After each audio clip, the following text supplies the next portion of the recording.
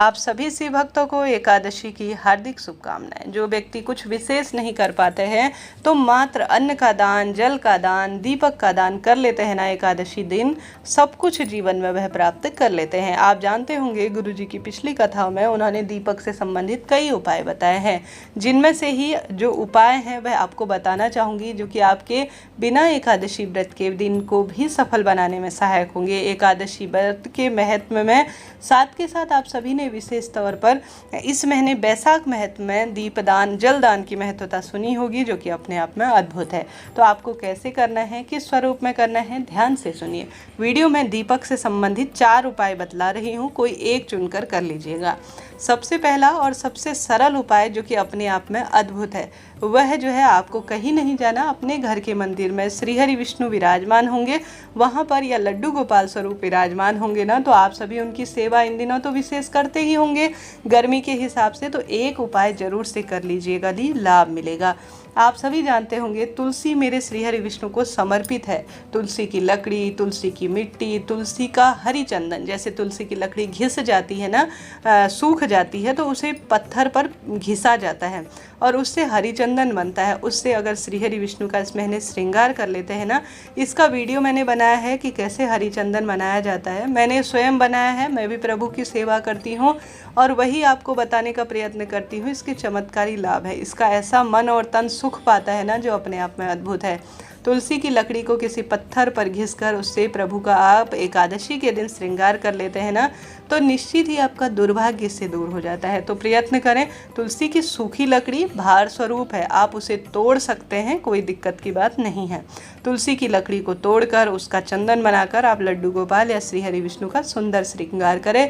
हरि चंदन को पाकर मेरे प्रभु तृप्त होते हैं और उस भक्त को एक बार जीवन में गले लगाते हैं। तो एकादशी के दिन पूरे दिन भर में अपने घर पर इस उपाय को करने का प्रयत्न करें, स्वयं भी मस्तक पर धारण करें, लाभ होगा। आप जानते होंगे तुलसी की माला हम सभी धारण करते हैं और तुलसी की मिट्टी जो है मस्तक पर लगाते हैं।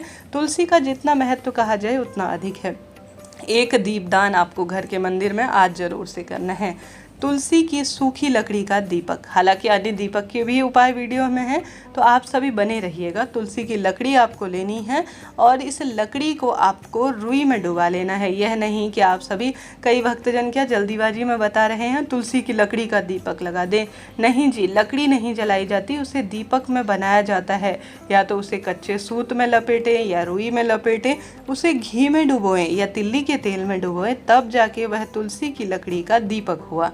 उसे दीपक में रखें। उससे श्रीहरि विष्णु की जो प्रतिमा, फोटो, लड्डू गोपाल स्वरूप विराजमान है, उससे आप सभी आरती करें। यह पूर्ण विधान कहा जाता है तुलसी की लकड़ी के दीपक को लगाने का। जो एकादशी के दिन श्रीहरि विष्णु के समक्ष तुलसी की लकड़ी का दीपक लगा देता है ना, उसका भारी से भारी दुर्भाग्य दूर होता है, इस बात की गारंटी है। गुरुजी ही नहीं, कौशिक जी महाराज को आप सभी सुनते हैं, मैं भी सुनती हूँ, उनसे ज्ञान अर्जित करते हैं, उन्होंने भी यह उपाय बताया है। देवकी नंदन ठाकुर गुरुजी ने यह उपाय बताया है। तो इस उपाय को तो समय समय पर अपने घर में नकारात्मक ऊर्जाओं का नाश करने के लिए, सकारात्मकता का प्रवाह करने के लिए, मनोकामना के लिए, समृद्धि के लिए कर ही लेना चाहिए।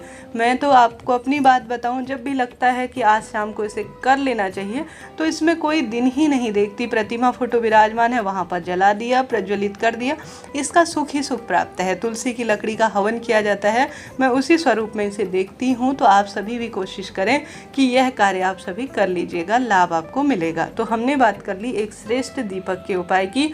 कभी भी इस बात का ध्यान रखिए कि मेरे महादेव को तुलसी नहीं चढ़ाई जाती। जो भक्तजन नए जुड़ते हैं, खासतौर पर नव युवक, नव युवती, जिनको इन चीज़ों का पता नहीं होता, उन्हें बता दो, मेरे महादेव को किसी भी स्वरूप में तुलसी मान्य नहीं है। सिर्फ श्रीहरि विष्णु की आरती पूजा में ही तुलसी का पूजन किया जाता है। तो यह बात आप सभी नोट करते हुए चलिएगा। बढ़ते हैं अगले उपाय की तरफ। आप सभी से संभव हो तो आटे का दीपक बनाएं उपाय को करने के लिए, नहीं तो आप माटी के दीपक भी ले सकते हैं। दीपक की संख्या आपको कम से कम 5 रखनी है। ज़्यादा भी दान कर सकते हैं, कोई दिक्कत की बात नहीं है, परंतु कम से कम 5 आटे के दीपक बना लीजिए। आटे के नहीं है, मिट्टी के ले सकते हैं, परंतु साफ सुथरे होने चाहिए। अंधेरे को काटने का कार्य दीपक करता है, आप जानते होंगे। अब यह नहीं कि आप सभी उजाला हो जाए तब दीप प्रज्वलित करें, या शाम को जब खूब अंधेरा हो जाए तब प्रज्वलित करें, ऐसा नहीं। हल्की सी अंधेरा हो, हल्का सा उजाला हो, उसी समय हमें दीप प्रज्वलित कर लेना चाहिए, ऐसा शास्त्र विधान कहता है। सुबह भी ब्रह्म मुहूर्त में कम से कम एकादशी व्रत के दिन आप दीपदान, स्नान, ध्यान, पूजा करें, तभी आपको इसका फल मिलेगा। सही समय पर किया गया काम ना कभी निष्फल नहीं जाता जी, इनका शास्त्र प्रमाण मिलता है। तो आप सभी को जो है समय का ध्यान रखते हुए कार्य करना है। शनिवार का दिन है, चाहे तो नीले रंग के कपड़ों का चयन करें, परंतु काला मेरे हरि को पसंद नहीं है, पीला लाल ही आप चुनाव करें, इस बात का ध्यान रखें। लाल पीले रंग के कपड़ों का चुनाव कर सुंदर गंगाजल मिश्रित जल और उसमें तुलसी की लकड़ी को घुमाकर आपको स्नान करना है, ठीक है जी, ताकि मन मस्तिष्क पूर्ण रूप से शुद्ध हो, भूल चूक माफ हो और प्रभु तत्व जीवन में समाहित हो। ऐसे में आजकल हमारा जो शरीर है, कई जगह से हमारे पैर पड़ते हैं, ऑरा जो है नकारात्मक ऊर्जाओं से भरता है। तो शारीरिक रूप से सुख प्राप्त करने के लिए, अपने ऑरे को मजबूत बनाने के लिए समय समय पर नहाने के पानी में गंगाजल मिलाना चाहिए, तुलसी की लकड़ी को डालकर घुमाना चाहिए। तुलसी की लकड़ी अपने आप में गले में धारण करने से, स्नान के पानी में मिलाने से जीवन में स्वतः ही सब सुख मिल जाते हैं। तो आपको कर लेना है यह श्रेष्ठ उपाय, तो आपके जीवन में यह फल मिलेगा। आपने जो पंच दीपक बना रखे हैं, अगर वह आटे के बना रखे हैं तो ठंडा होने के बाद चिड़िया, कबूतर को, गैया मैया को खिला दीजिए, इसका भी सुख ही है।